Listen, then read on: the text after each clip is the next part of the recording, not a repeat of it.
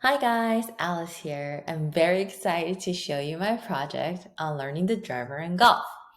So, I will explain the how and the why. First of all, why I learned golf, and it's mainly I credit to my daughter Natalie. She is 10 years old and she started to golf when she was 5.5.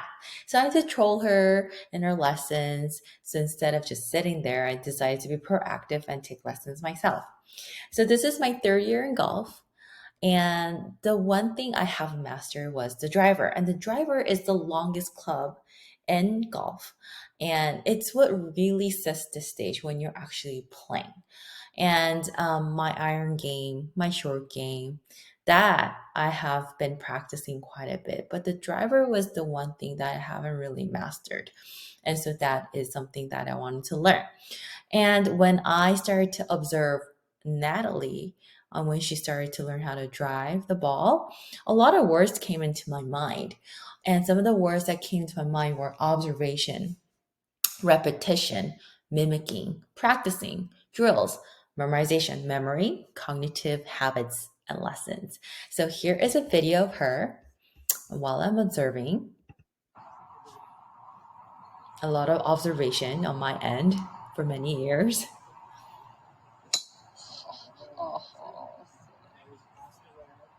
Oh, go, go, go, go. And so, referring back to the cognitive phase, the what to expect, there is always a beginning phase when you're learning a new skill. And when I was a total newbie, there was a phase of learning. So, understanding a new skill takes um, basically levels, phases. And if you look here, this phase is my cognitive phase. Basically, when the coach is telling me some key elements, how I move, how my practice, my program of practice should be refined, attention to my movement details. Is it synchronized? It could be also inconsistent. So, what can I improve on? And I myself don't really know the cause of error, why I'm shanking it, why I'm slicing it, why I'm hooking it, why I'm missing the ball. And vision, eyes always on the ball, and what is my dominant sensory system. And so, knowing that, taking all that, I have to apply it to my game, my new um, driver game. And so, I also actually realized I could apply the behaviorist theory in golf. So, and why that is because there's a lot of memorization, transfer of information. Um, and so I think I mentioned habits and repetition.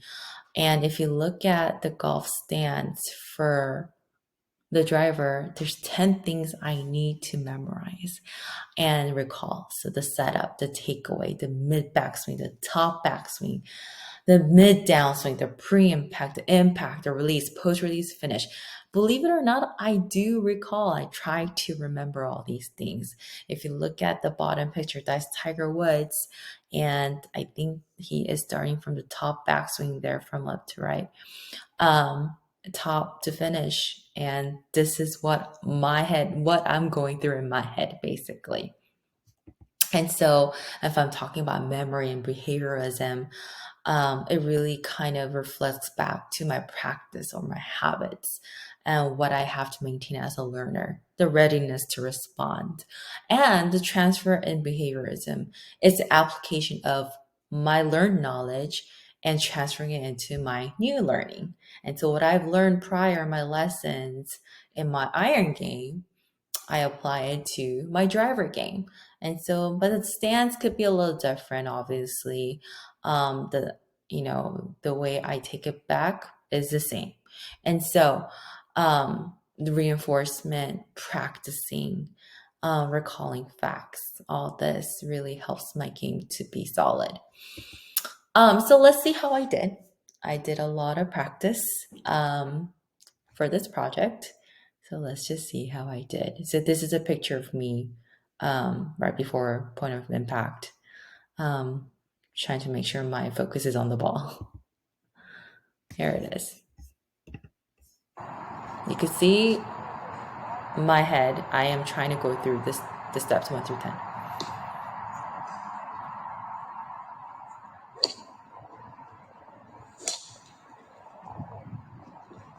That's my finish. So I've already went through steps 1 through 10.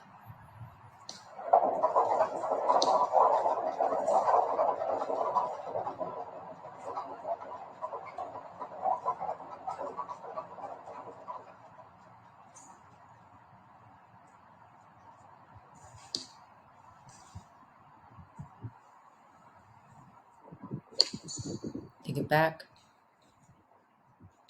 This swing, downswing, go. I'm gonna finish.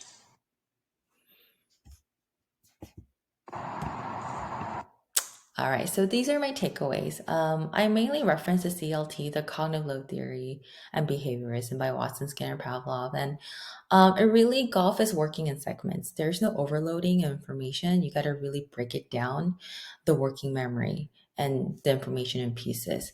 Golf does involve a lot of memory and transfer because what you learn in your swing, your main swing, you could always transfer in your driver. And your memory, you have to recall all those steps 1 through 10 to make sure you hit all the points. Here are my references. I hope you guys enjoyed. I enjoyed quite a bit just being out there. I really appreciated this opportunity. Thank you.